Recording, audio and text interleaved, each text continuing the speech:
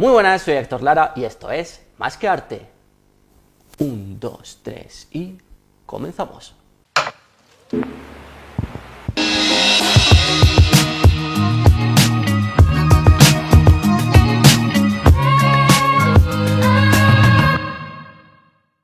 Bienvenidos una semana más a Más que Arte. Oye, que estamos muy contentos de empezar este nuevo año 2026, pues aquí en nuestro plató de televisión de Más que Arte. Tenemos las pilas súper recargadas, venimos a tope y este 2026 pues va a prometer mucho. Os recordamos que podéis seguirnos en nuestras redes sociales, en TVO Televisión, en Instagram, en la página web, que ahí es donde se alojan todos los programas que hemos grabado desde el comienzo de este gran programa de televisión, y en mis redes sociales personales, Héctor Lara _art en Instagram y Héctor Lara Pino en Facebook. Sin dilatarme más, y bueno, yo creo que teniendo esta batuta, creo que nos podemos hacer idea de quién nos ha venido a visitar hoy, porque creo que no hay otra que se le pueda asemejar a Lucía Marín. ¿Qué tal? Muy bien, encantada de estar aquí con todos vosotros. ¿Cómo te encuentras? Pues la verdad que muy bien, ha sido unos días estupendos aquí en Navidad en Linares, súper potentes, y encantada de estar aquí sentada para hablar de arte, de cultura y de música. Creo que tenemos suerte de tenerte aquí porque ahora mismo, aunque tú eres de Linares, estás en Madrid y vienes en fechas señaladas. Bueno, la verdad es que siempre me gusta venir a Linares para recargar pilas. Cuanto más viajo fuera, más me doy cuenta de lo que soy de Linares. Y la verdad es que disfruto muchísimo de pasearme, de las tapas, de la gente, de la alegría de esta tierra, de que todo esté tan a mano. Así que son unos días estupendos para compartir en familia y con amigos, y así lo he hecho. Aunque ahora después nos metamos un poquito más en materia, pero para la gente que ya he hecho esta breve descripción, le he enseñado la batuta y todavía sigue pensando en casa, ¿y esta mujer qué hace? Dinos, ¿a qué te dedicas? Yo soy directora de orquesta. Ajá. Y efectivamente esa es mi herramienta de trabajo, la batuta.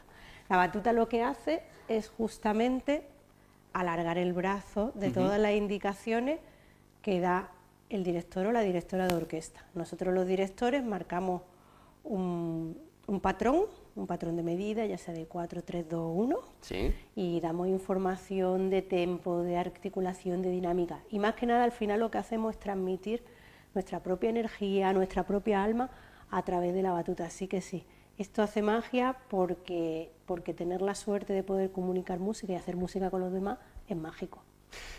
Las batutas, yo me las esperaba como más grandes.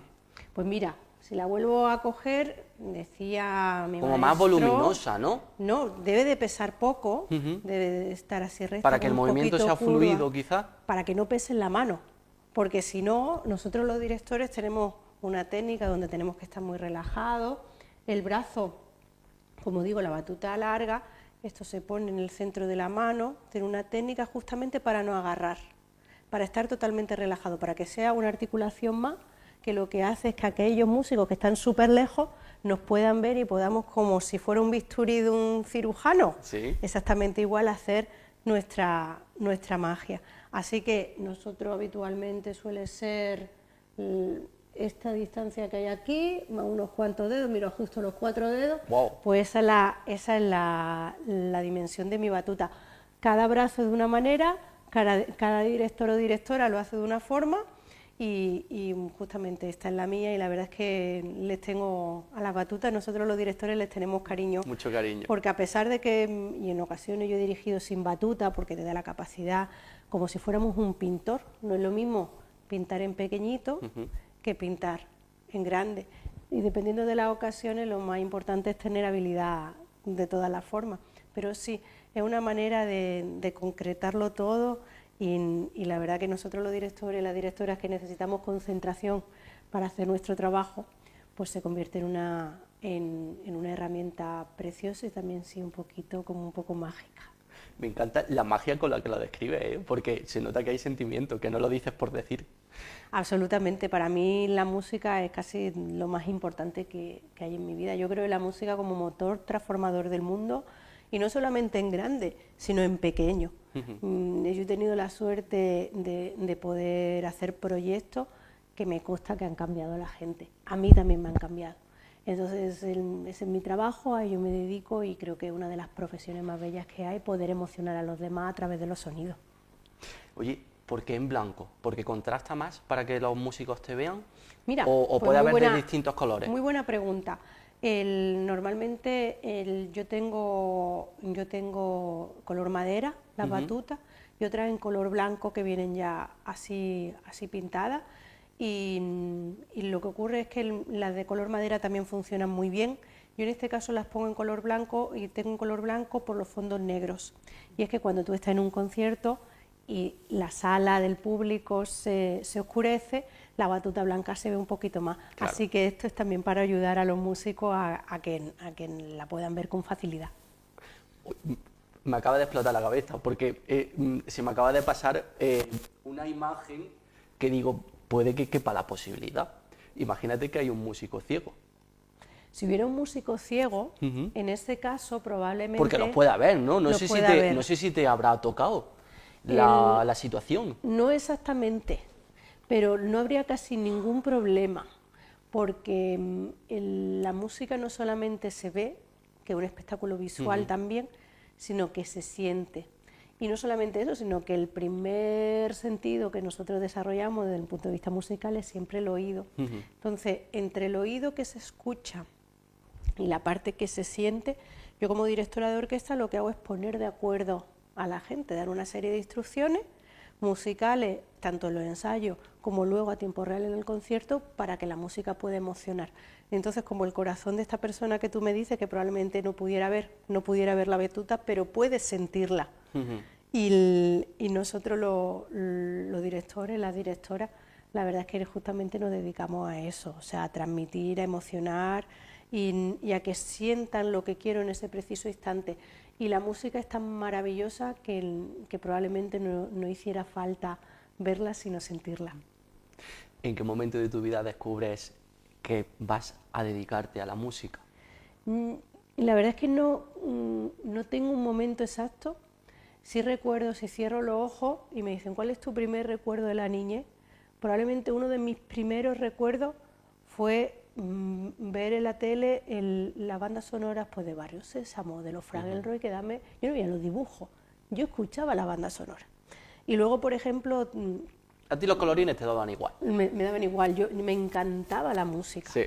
Entonces, a partir de ahí, siempre he tenido atracción por ella. Pues probablemente mi familia, mi madre, mi padre podría decir que allá donde hubiera música, allí estaba yo. Y también me pasaba lo mismo en todos los ámbitos donde me la iba encontrando.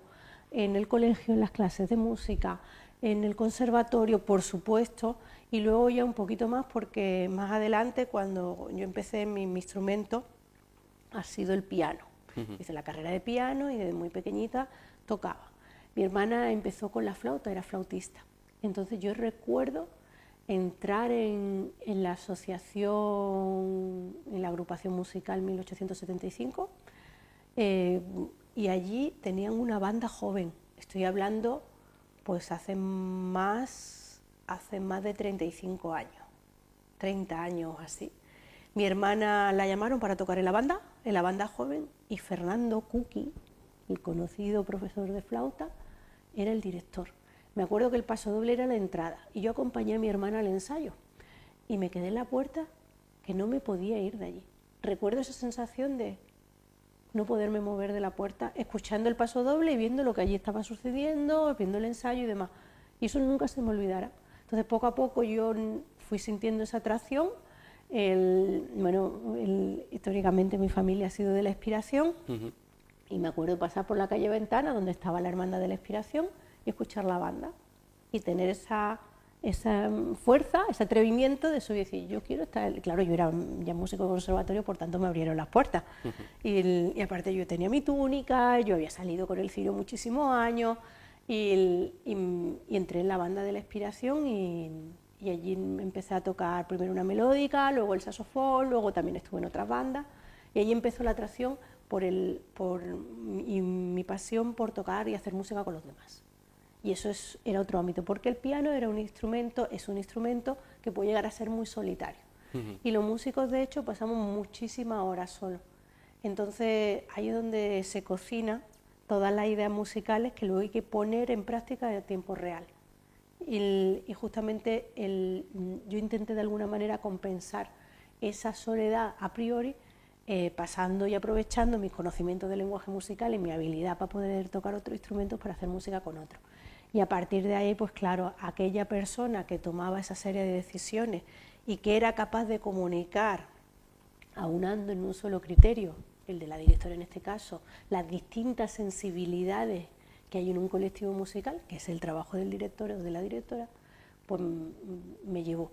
A tu pregunta de cómo yo no lo elegí, yo algunas veces pienso que la música me eligió a mí y en ella estamos. Es cuestión del destino. Yo creo que sí, porque no ha sido algo que yo haya podido controlar. De hecho, me siento enormemente afortunada de tener la oportunidad, como digo, de poder dedicarme a la música, porque una de las artes más maravillosas que hay, que pueden emocionar, que pueden transformar. A mí me pasó, yo creo como te he dicho anteriormente, que la música puede transformar el mundo porque a mí me transformó. Y a diario yo encuentro respuestas de las cosas más importantes que hay en la vida a través de la música. Hay en pensamiento filosófico y respuesta a estas preguntas en las composiciones musicales de los grandes genios.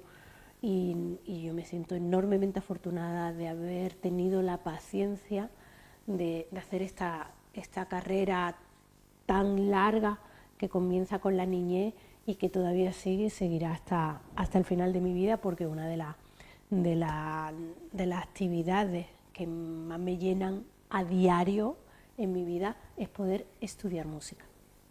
Fuiste alumna del Colegio de las Esclavas de aquí de Linares y años después, ahora que estábamos hablando de la cuestión del destino, pues acabaste también realizando un evento de importancia, ¿no?, en tu trayectoria artística que bueno, me gustaría que nos contase. Bueno, la verdad es que yo tengo un gran recuerdo de mi paso por el Colegio de las Esclavas, Sagrado Corazón de Linares, que está en Alonso Pove, porque los valores que yo allí aprendí, ellos tienen un lema que es algo así,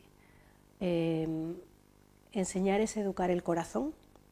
Y a mí eso me ha servido mucho porque en la educación general de un cole está todo enfocado en grande, pero a mí me ha servido luego para enfocarlo a la música. Y me va pasando con el tiempo. Este año hemos celebrado que mi promoción terminó hace 25 años. Y la verdad es que cuanto más pasa el tiempo, más valoro todo lo que yo aprendí en el cole, aquellas mujeres, aquellas monjas, aquellas profesoras tan brillantes, tan magníficas gestoras, tan líderes, que tenían claro cómo gestionar un cole con valores, y a mí me dio las raíces para que luego yo pudiera seguir creciendo. Y efectivamente en el año 2003 yo terminé segundo de bachillerato en el año 2000-2001, y en el 2003 la directora Mariló me llamó y me dijo que ella sabía que yo estaba haciendo mis primeros pinitos en la dirección de orquesta y que quería que yo dirigiera el concierto del centenario del colegio. Así que para mí en ese momento fue una confianza que se me dio, que la he llevado siempre a gala, porque esta carrera nuestra no es nada fácil, y que en los comienzos alguien te empuje y crea en ti, pues es fundamental. Y como no pudo ser de otra manera, fue el colegio quien me lo dio todo. Haces tus primeros pinitos, como ya nos han contado, en el mundo de la música, tocando el piano. Posteriormente, ¿qué es lo que viene? ¿Cuándo dices que yo, aparte de tocar, quiero dirigir? Fue también de manera natural. Yo recuerdo cuando en las clases de lenguaje musical nos enseñaban como las partituras, normalmente siempre a una voz o a dos voces, pero a mí me apasionaba la idea de muchas voces. Entonces recuerdo que fui a una tienda que ahora, bueno, Linares Musical, que está ahí en la calle Don Luis. Correcto. Pero antes era Real Musical y estaba en la calle Baños. Y recuerdo que, claro, yo entrar a la tienda de música, que yo iba como alumna del conservatorio, entraba de vez en cuando, para mí era como entrar en el Toys R Us. Entonces, allí había una partitura azul de la primera y la segunda sinfonía de Mahler. Eso es como si un niño que tiene que hacer y le da, y dice, bueno, un niño avanzado le vamos a dar un Lego. Pero es como si le planta, oye, mira, tienes que hacer la Sagrada Familia de Barcelona. Esas eran las sinfonías de Mahler. Buah. Entonces, claro, pero... Me ha flipado la metáfora, ¿eh? Para que tú veas que... ¿Ya venía preparada de casa? No, hombre, no. Te ha salido así, espontánea. Me ha salido espontánea, pero sí, eso es así. Aparte, las sinfonías para nosotros son catedrales, yo muchas veces eso sí que lo digo. Y entonces compré las sinfonías de Mahler y me acuerdo de abrir la partitura y de no entender nada y de insistir hasta que yo logré empezar a entender que la partitura que tenemos los directores, igual que cada músico tiene su papel, nosotros tenemos el de todos a la vez. Entonces, claro, hay que estudiarlos individualmente y luego hay que ver las relaciones que tienen entre sí. Ese es el trabajo que hace el director, ¿no? Y claro, eso probablemente yo tendría 12 años, 13 años, era como muy, muy audaz por mi parte. Pero se ve que, como te digo, esa fuerza hay cosas que no se pueden remediar, ¿no? Pues lo mío con la dirección fue así, no se pudo remediar, así que yo te digo, poco a poco estudié la carrera de piano y me di cuenta que sentía atracción no solamente por el instrumento piano, que eso también es como, dice, bueno, es que yo solo pinto. Dice, bueno, pero tú pintas y este esculpe y este arquitecto y este construye y las artes pueden ser muchas, ¿no? Pues este toca el violín, este toca la viola, este toca el bombo, este toca la percusión, la guitarra, lo que sea.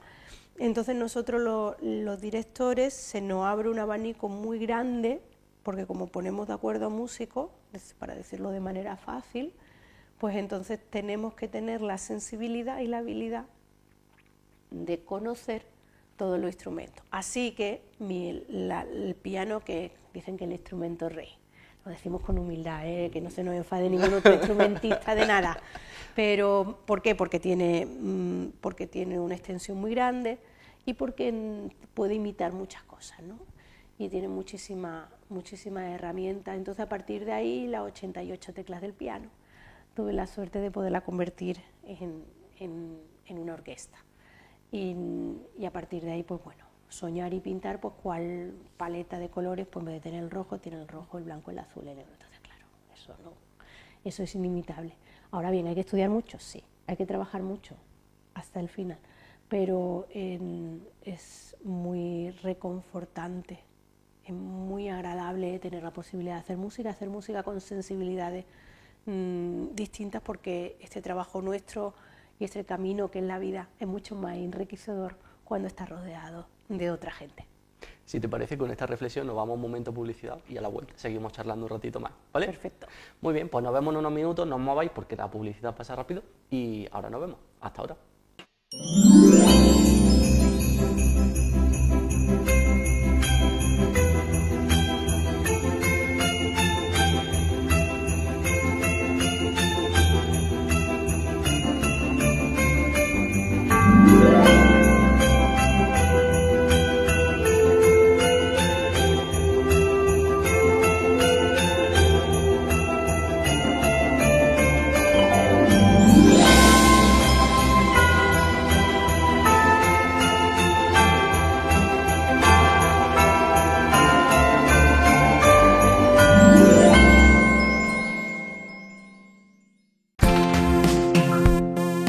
Materiales de Construcción Hernández Gámez es una empresa que ofrece recursos, herramientas, visualización previa a tu necesidad desde su página web y en sus 2 exposiciones y almacenes. Desde 1969, Hernández Gámez asesora y te sirve todo tipo de materiales en cerámica, en baños, en calefacción, en suelos de madera, en piscinas, trabajos de yeso y de ferretería, ropa de trabajo y todo lo que necesitan los clientes gracias a una experiencia inigualable en el sector.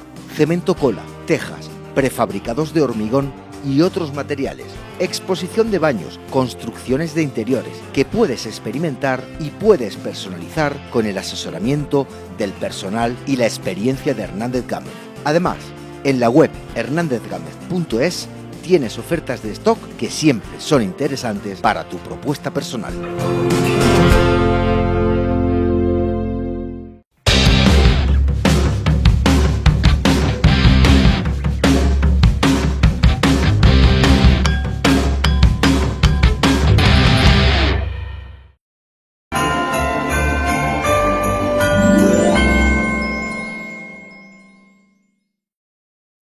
Pues ya estamos de vuelta, tras esta pausa publicitaria seguimos aquí con Lucía Marín. Oye, te quería preguntar una cosa. ¿Te han confundido alguna vez con la jugadora de bádminton? Pues no. ¿No? Me hubiera encantado que me hubieran confundido con Carolina Marín, pero no. Aparte te contaré que yo en mi juventud jugaba al tenis. ¿Sí? Y tuve que dejar el tenis por la música, porque, en fin, era muy fácil. El tenis iba un poquito mejor porque no era de contacto, pero yo tuve algunas lesiones en los dedos por jugar con el balón, el voleibol y demás, el baloncesto, todo no iba regular.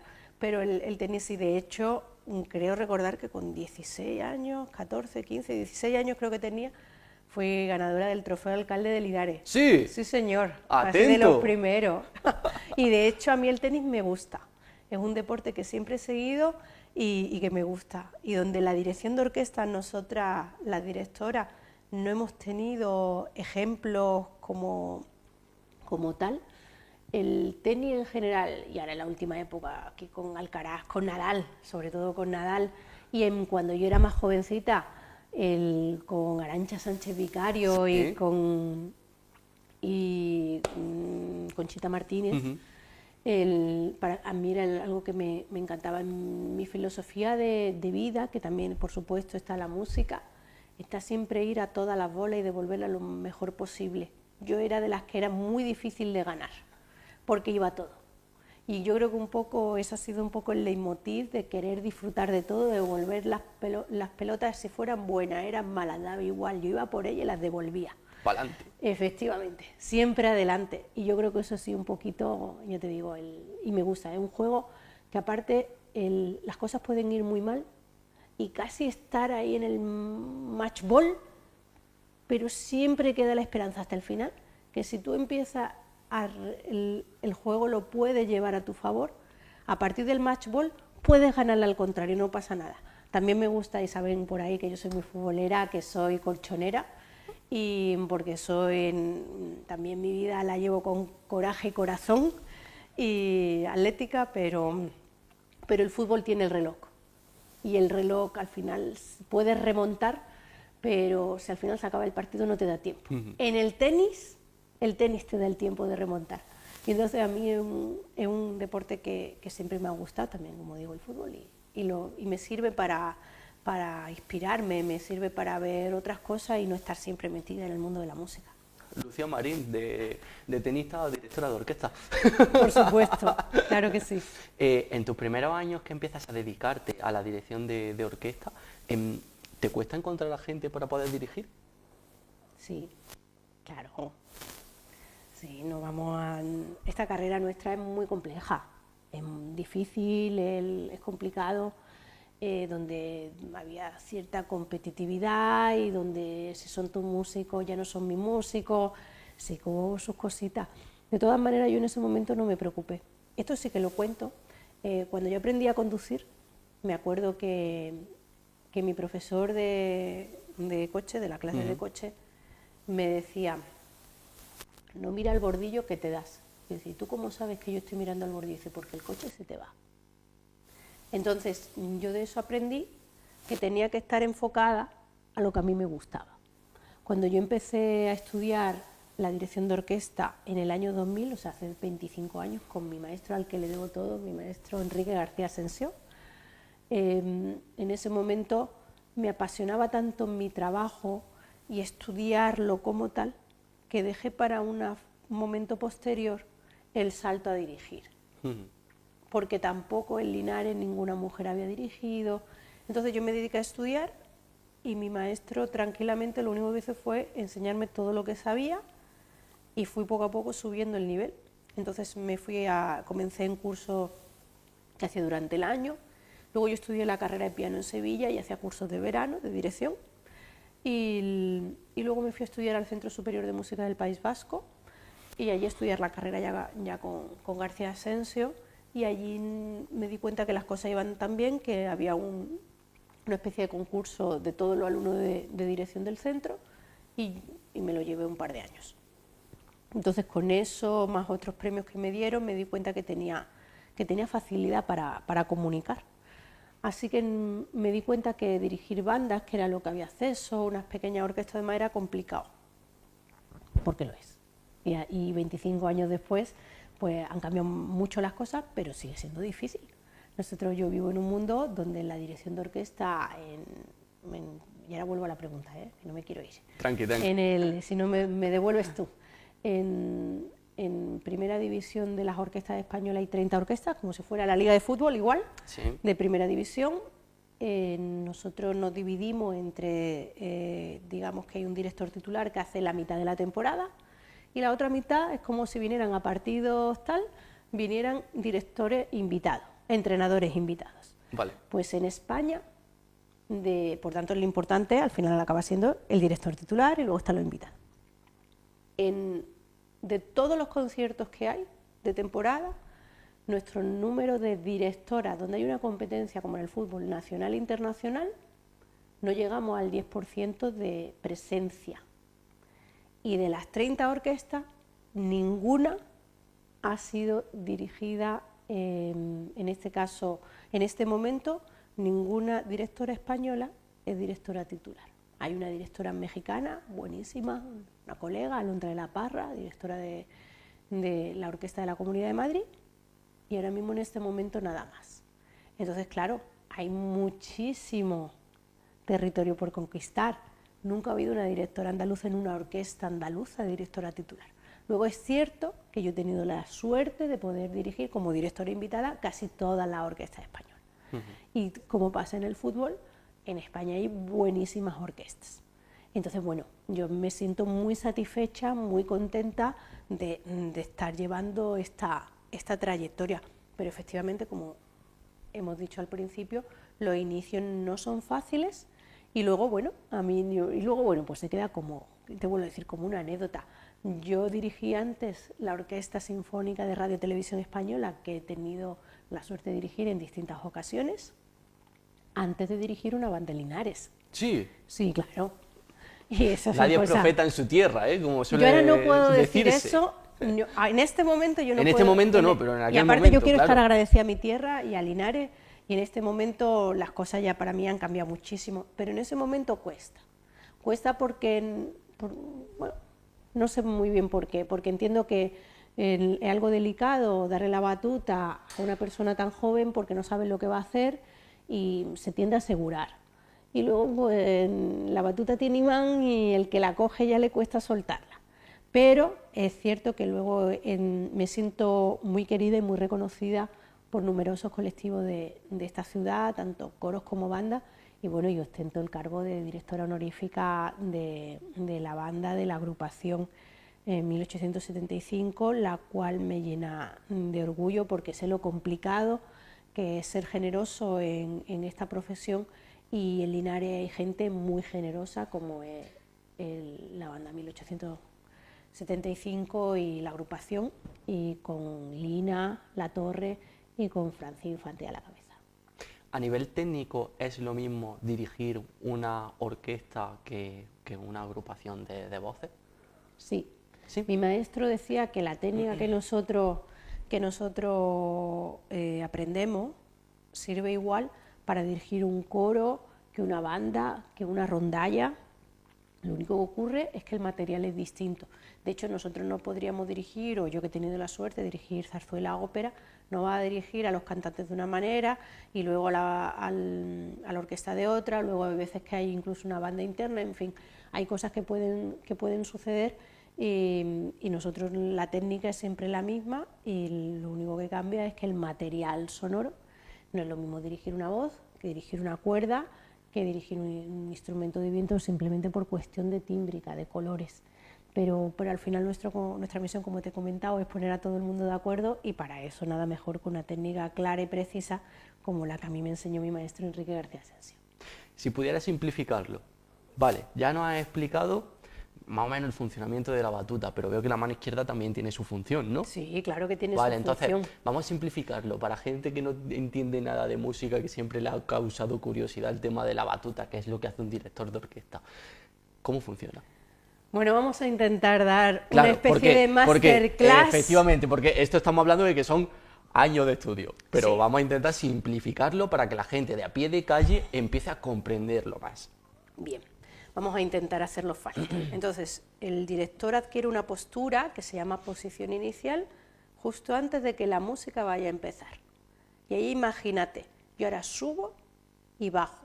Y subir y bajar significa que cuando vuelva a bajar, todos vamos a empezar juntos, ¿de acuerdo? Entonces eso se llama anacrusa, que es el gesto que realiza el director justo antes de que la música comience. Entonces yo hago así, ¡pam! Y ahí se suena. enciende todo, Vamos a hacer un ejemplo, Héctor. Vas Venga. a hacer una palmada. ¿vale? Vamos a hacer lo mismo. Cuando mira la batuta, yo entonces estoy aquí, Vale. hago así, y ¡pam! Y ahí suena, ¡bravo! ¿Vale? Lo hacemos. Y ¡pam! ¡Bravo! Vale. Pues tú imagínate, eso que haces tú, lo harían 40. Y entonces ahora, si yo hago el gesto grande, la palmada será más fuerte. ¿Vale? Si yo hago el gesto pequeño, la palmada será más piano. ¿Vale? Vamos a hacerlo ahora. Y ¡pam! ¡Bravo! ¿Vale? Y si hago así, y ¡pam! Ya lo tienes. Vale, claro, esto es un poco subjetivo, porque, entiendo, ¿eh? Dime. Porque, claro, el que tengo al lado tocando la trompeta, ¿Sí? para él poquito puede ser este gesto y para el que tiene al lado puede ser este gesto. ¿Me explico o no? Sí. ¿Hay alguna manera de medirlo o ellos ya saben que esto tienen que llegar hasta tal punto y esto tienen que llegar hasta otro punto distinto? El punto que tú dices es lo relativo. Y ahí es donde está la magia. Vale. ¿Por qué? Sin meternos en muchas complicaciones. Sí. La música se desarrolla en un tiempo y un espacio único. Igual que el que pinta tiene el lienzo y el marco, nosotros tenemos la vibración, que es la materia nuestra, la vibración sonora, y el espacio. Por eso la música suena distinto en cada espacio en la que se desarrolla. Por tanto, la dinámica, que es el volumen, es distinto porque algo que aquí suena fuerte, esto ya es fuerte. Aquí en esta sala nos vamos al teatro y se oye chico. Entonces la dinámica es distinta. Entonces, al final, lo que desarrolla, esto está claro, que el músico que lo entiende, esto va a saber que es menos que esto. Cuando va a la sala, él, su inteligencia, su intuición y su sensibilidad y su escucha, Y el lo bagaje. pone al servicio de saber que piano aquí es una cosa y piano en otra sala es otra. Por tanto, es siempre relativo. Por eso es tan necesario que mucha gente que me pregunta, ¿y ellos cuando ya se saben la partitura no te miran? Sí, miran, claro que miran, porque ellos saben que todo lo que realizan es relativo al momento y que podemos estar ensayando en una sala de ensayo y ir todo estupendo y luego llegar a la sala del concierto y tener que recomponer Ya ha cambiado todo. todo. Y ha cambiado todo. Pero como el concepto está claro, ellos lo hacen. Y entonces allí efectivamente ellos siguen viendo que en el teatro probablemente algo que en una sala pequeña, como hemos dicho, un piano va a ser menos en una sala pequeña y en el teatro van a necesitar más, pero yo voy a dirigir relativamente a la sala. Esto va a seguir siendo más o menos lo mismo. Y luego ahora hemos visto cuestiones técnicas. Me preguntabas por la mano izquierda. Correcto. Te voy a dar la clase de la mano izquierda, porque Venga. esa ya se lo di a mi alumno aventajado después de varios días de curso. Igual, yo lo primero que hago con esta mano, y eso viene de mi maestro, es dirigir.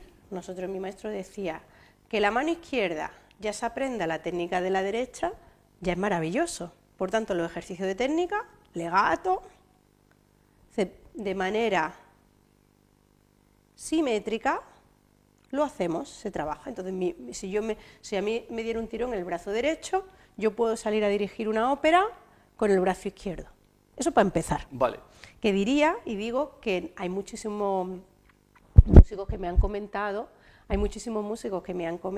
que aquellos directores que son zurdos, hay muchos que dirigen con la derecha y hay otros que dirigen con la izquierda, y con la izquierda es un poquito más complejo, Sí. porque se disturba un poco, pero podría dirigir con la izquierda. Entonces, Vale, y antes de que sigas, perdón por el paro, sí. pero es que claro, me vienen las preguntas, perdón, ¿eh? nada, ahora Tú seguimos con la imagínate clase. que en mitad de esa dirección te da un tirón y te quedas sin brazo derecho. Sí. Cambias al izquierdo. ¿Los Sí. músicos sabrían pillarlo en el momento? Sí, lo pillan todo, le va a ser más incómodo, pero si yo dirijo con la izquierda puedo dirigir. De hecho, me ha pasado alguna vez dirigiendo en un ensayo con la Orquesta Ciudad de Granada, me dio un tirón a las 10 y 10 de la mañana y tenía que estar dirigiendo hasta las 2 y lo haces. Primero porque aguantas como aguantan los futbolistas y segundo porque efectivamente si no tiene la mano izquierda y luego tenemos nuestra propia técnica para intentar estar lo más relajados posible. Voy a la clase de mano izquierda. Seguimos. Lo primero, que la izquierda se sepa la técnica, el marcaje de patrones, digamos, legato y staccato igual. Y luego hay un ejercicio que en nuestra técnica se estudia al principio, ejercicio de continuidad de movimiento, que el misterio de la dirección está justamente en el arte de no pararse y de marcar clarito sin pararse, continuidad de movimiento. Entonces ese ejercicio de continuidad de movimiento se hace con la izquierda, sube a la misma velocidad y se baja, subo y bajo, ¿de acuerdo? Entonces este ejercicio, que a priori es un ejercicio técnico de continuidad de movimiento, tú imagínate que yo puedo marcar aquí y empezar a subir con la izquierda y esto es creciendo y esto es disminuyendo. Ya tengo la mano izquierda a través de un ejercicio fácil, creciendo, ejercicio de continuidad y bajar. Y luego tenemos otro más que yo enseño a mis alumnos de los cursos, que tenemos legato 4x4, 1 y 2 y 3 y 4, ejercicio de continuidad hacia la izquierda, abre la frase, cierra la frase y ya lo tengo. He enseñado continuidad y la continuidad con la palma hacia abajo es el ejercicio técnico, que al principio es muy fácil, pero si eso le cambio el sentido de la palma de la mano, creciendo, disminuyendo, abrir la frase y cerrar la frase. Y luego, obviamente, cuando uno lleva mucho tiempo dirigiendo, aparte de que uno puede enseñar la técnica de manera clara, naturaliza, interioriza la técnica, de manera que ya la gestualidad que nosotros tenemos pues es más personal. Y hay cierto tipo de movimiento, de gestos que comunican cosas. Entonces es muy bonito porque es algo distinto al actor, es algo distinto a un ballet, porque es una gestualidad que tiene que ver con la música y la sensibilidad para comunicar a otro músico. Y la verdad es que es una profesión, como digo, bellísima, saber que a través de ciertos movimientos el sonido suena de una manera o de otra, y es así. A cada uno de nosotros, a cada una de nosotras, la banda, la orquesta, el coro nos suena de manera distinta. Sabes que en función de la música a la que se dedica cada uno existe un cliché u otro. Ajá. ¿Vale? Hemos tenido aquí grupos de rock que nos han contado pues algunas peleillas que había tras los escenarios, antes, después, durante. Y creo que la gente de a pie de calle suele considerar que la música clásica es para gente un poquito más tranquila. Pero ¿te ha tocado vivir en alguna ocasión un momento de discusión entre músicos porque has entrado tú antes que yo, eso no es piano, esto? ¿Te ha tocado vivir algún follón de esto? Bueno, hay que decir que los directores estamos allí para que no haya follones de eso.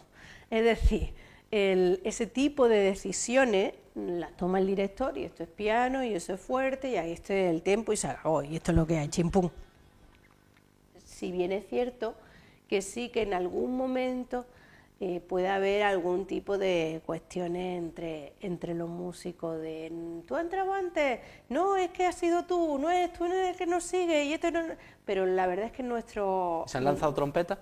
No, todavía no, que yo sepa. Todavía que yo sepa. No ha habido instrumentos volando ni nada de eso, ¿no? No, nosotros es cierto que, en fin, una orquesta es un colectivo de élite, como lo puede ser un equipo de fútbol, y obviamente se trabaja bajo mucha presión y tienen gente de excelencia trabajando para ti, y en algún momento puede haber algún tipo de tira y afloja, sobre todo en nuestro caso y en mi caso como directora, porque no es tan fácil que no se cuestione tu criterio.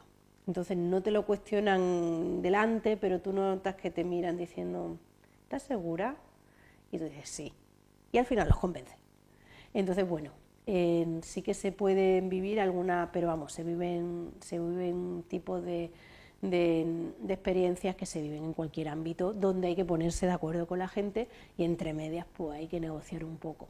Pero la verdad es que hoy lo comentaba, es complicado encontrar una actividad tan maravillosa, tan reconfortante, que tener la oportunidad de hacer música con otros. En estas Navidades, que acabamos de venir de ella, pues probablemente estar con la gente que quiere y hacer música con la gente que quiere es lo más bonito que te puede suceder. Así que a pesar de esos tira y afloja, la música siempre, siempre, siempre merece la pena. ¿Cuál es la anécdota más rocambolesca que tienes siendo directora de orquesta? Pues mira, rocambolesca. En mi mundo de la música clásica está todo muy bien organizado y es muy raro que haya algún tipo de cuestiones. Yo siempre te podría comentar que siempre, por ejemplo, llevo a los camerinos, siempre llevo 2 vestidos, porque siempre siento que una cremallera puede fallar, y me han fallado. Sí. Sí. Y una no hace tanto, o sea que entonces hay que tener cuidado porque las cremalleras de nuestros vestidos pueden llegar a fallar. Me pasó en Estados Unidos dirigiendo Unos Miserables, donde el primer acto era muy largo, era 1h30, 1h45, luego había pausa y ahí fue como poco a poco. Yo llevaba un vestido, palabra de honor, cogido con una cinta por detrás del cuello, y noté poco a poco que el tirante del vestido se estaba soltando. Y nada, se soltó, no pasó nada, aguantó el vestido, pero noté que aquello iba pidiendo la hora. Y aparte en ese momento estaba en el foso, no se veía. Por tanto, lo único que ocurre es que los cantantes que están en el escenario lo ven y te ven así un poquito sufrir, pero igual que yo los veo a ellos, a mí también me ha pasado, de pronto dice, ¿qué le está pasando? Y ve a la soprano que tiene la mano aquí detrás de la espalda y dice, las cremalleras son muy traicioneras. Efectivamente, una cremallera que en un momento dado empiezan a hacer su trabajo. Pero aquello es tan maravilloso que fue salir del foso, ya sé, porque hay cámaras, ustedes no lo saben, pero en los teatros de ópera hay cámaras por todos lados porque es un espectáculo que está perfectamente coordinado, por tanto hay cámaras por todos sitios. Entonces justamente las maravillosas modistas, en este caso estaba en Lexington, en Kentucky. Estaban allí y fue salir por el foso y tenía a 3 modistas conmigo, vestido perfecto otra vez. Y luego el otro fue en el Teatro Infanta Leonor, en el mes de octubre, una cremallera de un top, +. Ahí lo que pasa es que se quedó así en mi espaldita, como si fuera, yo iba muy formal y muy conservadora, con toda la cremallera hasta el cuello, y se abrió así un boquete así, y se quedó, y ya está, y quedó como si fuera un vestido más moderno de Beyoncé, y nada, no pasó absolutamente nada, y nada, yo siempre llevo mi chaqueta, me puse la chaqueta, y seguimos adelante, y nada, son gajes del oficio. Son gajes del oficio, y ahora sí pensando, y te digo que pocas cosas más sí que puede pasar, que en un momento dado, pues cosas un poquito a lo mejor más tristes, a lo mejor un músico se pone mal o alguien gravemente, de pronto tiene que salir, pero la orquesta en eso también tiene el suplente y mandan el suplente en 15 minutos, siempre pasan cosas, pero todas tienen arreglo y todas tienen solución, así que bueno, estos son gajes del oficio. En el momento en el que te toca dirigir para Radio Televisión Española, ¿qué se experimenta? ¿Qué se siente? Porque entiendo que tiene que experimentarse mucha presión, entre otras muchas cosas. Nosotros estamos acostumbrados a trabajar bajo presión, entonces al final te acostumbras a eso y trabajas para tomar decisiones del tipo que sea bajo esa premisa. En el caso de la Orquesta de Radio Televisión, que yo creo que es la orquesta que todas las semanas todos tenemos en nuestras casas, para mí fue, no sé, un sueño hecho realidad, era un regalo, una niña con zapatos nuevos, con batuta nueva, casi podría decir, y fue un orgullo. Como digo, he tenido la suerte de dirigir la en 2016, en 2023 y en 2025 aquí en Linares. Y al final pues se crean lazos muy interesantes y sobre todo yo lo que siento en mi foro interno es una gratitud infinita a la vida, a la música y a tener la oportunidad de dirigir una orquesta de Champions League. O sea, eso nunca había pasado y detrás de ello lo que hay es cientos y cientos de horas estudiando y preparándote para estar lista cuando las ocasiones suceden. Lucía Marín, ¿crees que nos dejamos algo por contar, algo en el tintero? Creo que no, creo que no. ¿Has estado cómoda? Sí, he estado encantada y la verdad es que estoy enormemente agradecida de haber estado aquí. Creo que es necesario contar la cultura y el arte de manera cercana, de manera divertida, porque los artistas que parece que somos unos divos, que en fin, que vivimos en otro planeta, solo a ratos. A los otros ratos estamos encantados de tener la oportunidad, porque al final los que nos dedicamos a esto no somos nadie sin los que están al otro lado y reciben nuestro arte, así que nada. Un artista necesita de un público para que todo cobre sentido. Efectivamente. Pues muchas gracias por venir, por desplazarte desde Madrid, aunque ya nos has dicho que ibas a pasar aquí unos días, pero hombre, que visitas como estas pues siempre nos alegra tener. Ha sido un placer y adelante. Bueno, pues oye, primer programa del año 2026. Estamos muy contentos, como hemos dicho al inicio, de volver aquí con las pilas completamente recargadas. Ya sabéis que el programa lo emitimos en directo todos los martes. Manu, ¿a qué hora? A las 8:30. Así que nada, martes a las 8:30 tenéis cita aquí en Más que Arte. Y mientras tanto, pues os deseamos que tengáis una feliz entrada de año, un feliz año 2026. Y no que os vengan todas las cosas, porque las cosas no tienen que venir, hay que buscárselas, así que os deseamos pues toda la energía posible para que busquéis y persigáis pues todo aquello que queréis conseguir en este 2026. Sin más, nos vemos el martes que viene a las 8:30 aquí en Más que Arte. Adiós. Hasta luego.